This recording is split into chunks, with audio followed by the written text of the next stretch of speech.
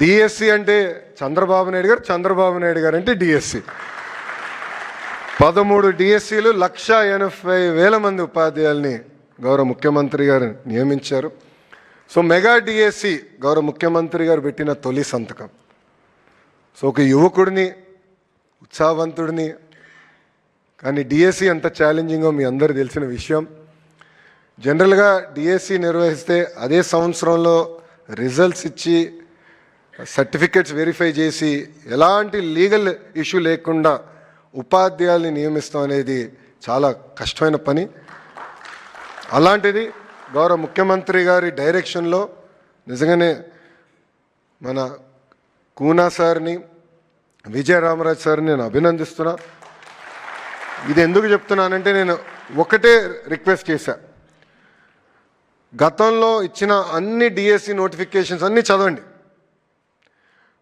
కోర్టుకి వెళ్ళిన కారణాలు కూడా చదవండి, లూప్ హోల్స్ ఎక్కడెక్కడ ఉంటే అది ఫిక్స్ చేయండి, ఈ డిఎస్సి ఆగేదానికి లేదని చెప్పాను.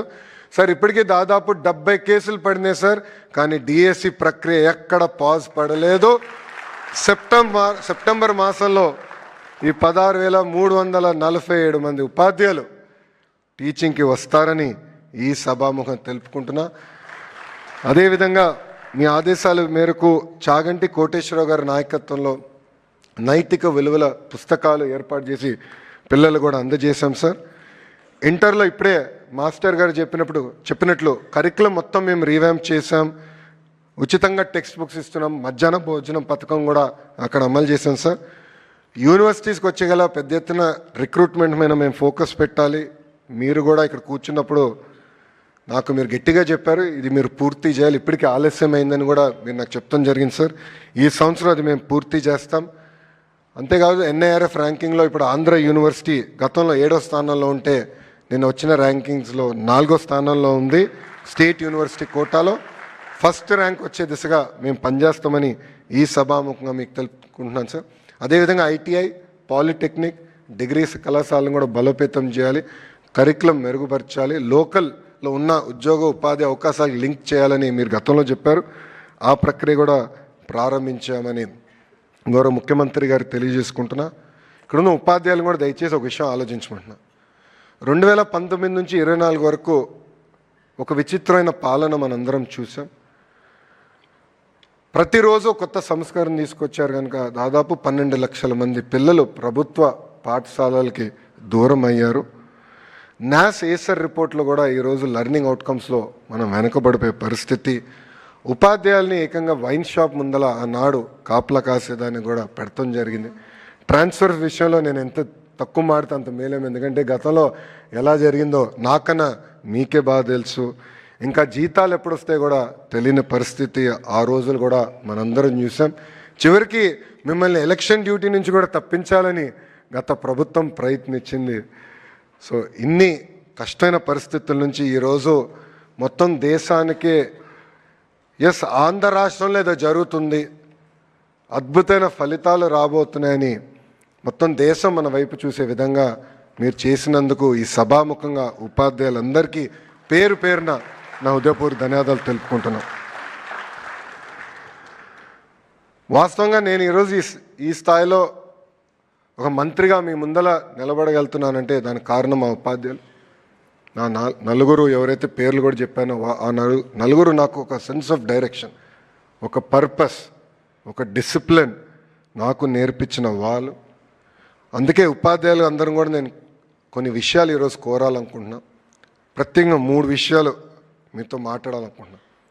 మొదటిది గ్యారంటీడ్ ఎఫ్ఎల్ఎం. అంటే ఏ క్లాస్కి ఆ క్లాస్కి బేసిక్గా మ్యాథ్స్, లాంగ్వేజెస్లో బేసిక్స్ మన పిల్లలు తెలుసుకోవాల్సిన అవసరం ఉంది, నేర్పించాల్సిన బాధ్యత మనందరిపైన ఉంది. రెండోది ఏసర్ నాస్ రిపోర్ట్ చూస్తే యావరేజ్ కన్నా తక్కువ ఆంధ్ర రాష్ట్రం ఉంది. దీంట్లో మనం చాలా ఇంప్రూవ్ అవ్వాల్సిన అవసరం ఉంది. ఏజ్ అప్రాపరియేట్ లెర్నింగ్ అనేది మనం చాలా ఫోకస్ చేయాలి. ప్రత్యేకంగా ట్రాన్సిషన్ ఎప్పుడైతే పిల్లలు అవుతారో, అంటే అంగన్వాడీ నుంచి ఫస్ట్ గ్రేడ్కి మనం వచ్చే పిల్లలు కానివ్వండి, 5th క్లాస్ నుంచి 6th క్లాస్కి ట్రాన్సిషన్లో చాలా ఇబ్బంది పడుతున్నారు మన పిల్లలు. దానికి ప్రత్యేకంగా మేము బుక్స్ రూపొందించాం. అది కొంచెం సీరియస్గా తీసుకుని ఇక్కడున్న ఉపాధ్యాయులే కాదు, రాష్ట్రంలో ఉపాధ్యాయులందరూ కూడా కోరుతున్నా, ఆ బ్రిడ్జ్ కోర్స్ ఎట్లయితే నేను ఆ బ్రిడ్జ్ కోర్స్ వల్ల నేను చాలా నేర్చుకున్నానో, పిల్లలు కూడా అదే బ్రిడ్జ్ కోర్స్ అనేది చాలా చాలా అవసరం. ఆ బ్రిడ్జ్ కోర్స్ ఇస్తే కరెక్ట్ టైంలో వస్తే తప్పనిసరిగా ఈ ఎవాల్యుయేషన్లో కూడా టాప్ 3 రాష్ట్రాల్లో అంటే 1, 2, 3లో కంపల్సరీ ఆంధ్ర రాష్ట్రం నిలబడాలని ఉపాధ్యాయులందరినీ ఈ సభాముఖంగా కోరుకుంటున్నా.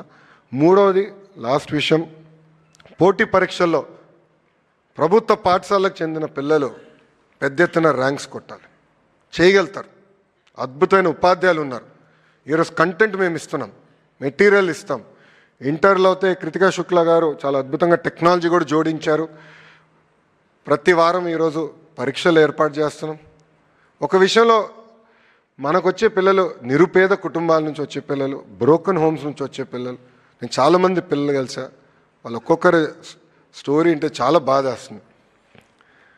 అంటే ఒక పాప నేను కలిసా ఇంటర్లో, మధ్యాహ్న భోజనం పథకం లాంచ్ చేసాక వెళ్ళినప్పుడు ఆమె చెప్పింది, పాప ఆమెకి అమ్మ నాన్న లేరు, అమ్మమ్మ చూసుకుంటుంది.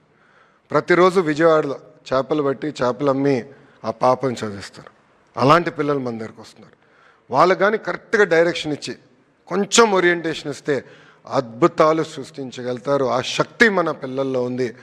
కానీ అది చేసి చూపించాల్సిన బాధ్యత మనందరిదని ఈ సభాముఖంగా నేను మీ అందరు తెలుపుకుంటూ, ఇది రెండోసారి నాకు ఇంత అద్భుతమైన అవకాశం ఇచ్చిన ఉపాధ్యాయులందరికీ పేరు పేరున నా హృదయపూర్వక ధన్యవాదాలు తెలుపుకుంటూ, నేను చివరిగా కోరేది ఒకటే, భారతదేశంలో జనరల్గా మొన్నటి వరకు ఢిల్లీ రాష్ట్రంలో ఎడ్యుకేషన్లో ఏదో మ్యాజిక్ జరుగుతుంది అనేవారు.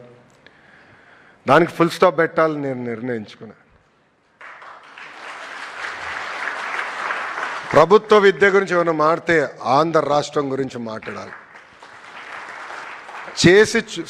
చేసి చూపించే శక్తి మనందరికి ఉంది. మనకి చాలా పాజిటివ్ లీడర్షిప్ ఉంది. విద్యాశాఖకు సంబంధించిన ఏమున్నా కూడా గౌరవ ముఖ్యమంత్రిగా దృష్టికి తీసుకెళ్తే ఇమీడియట్గా ఆయన ముందలు తీసుకెళ్తున్నారు. అనేక ఇబ్బందులు ఉన్నాయి, లేదని నేను కాదనట్లేదు. ఆర్థికంగా రాష్ట్రం ఇంకా ఇప్పుడిప్పుడే బయటకు వస్తున్నాం, ఇబ్బందులు ఉన్నాయి. కానీ ఒక విజన్ ఉన్న నాయకత్వం మనకుంది, డైరెక్షన్ ఇచ్చే ముఖ్యమంత్రి గారు మనకు ఉన్నారు. చేసేదానికి నాకు ఆ శక్తి ఉంది, అధికారులందరికీ ఉంది. ఇది కేవలం ఒక లోకేష్ వల్లే అవుతుందో లేదంటే ఉపాధ్యాయుల వల్లే అవుతుందనే కాదు, అందరం కలిసికట్టుగా ఆంధ్ర మోడల్ ఆఫ్ ఎడ్యుకేషన్ కేవలం భారతదేశానికే కాదు ప్రపంచానికి చేసి చూపిద్దామని ఈ సభాముఖం ఉపాధ్యాయులందరినీ నేను కోరుకుంటూ, నాకు ఇంత అద్భుతమైన అవకాశం ఇచ్చిన మీ అందరికీ నా హృదయపూర్వక ధన్యవాదాలు తెలుపుకుంటూ మీ అందరి దగ్గర నుంచి సెలవు తీసుకుంటున్నాను. అందరికీ నమస్కారం. జై హింద్, జై హింద్, జై Hind. Thank you. Thank you very much sir. తమ అమూల్యమైనటువంటి సందేశాన్ని అందించి ఈనాటి కార్యక్రమాన్ని ఉద్దేశించి మాట్లాడినటువంటి గౌరవ మంత్రివర్యులు గౌరవనీయులు నారా లోకేష్ గారికి మీ అందరి కరతాళ ధ్వనుల మధ్య వారికి ప్రత్యేకమైనటువంటి ధన్యవాదములు తెలియజేస్తూ ఉన్నాం.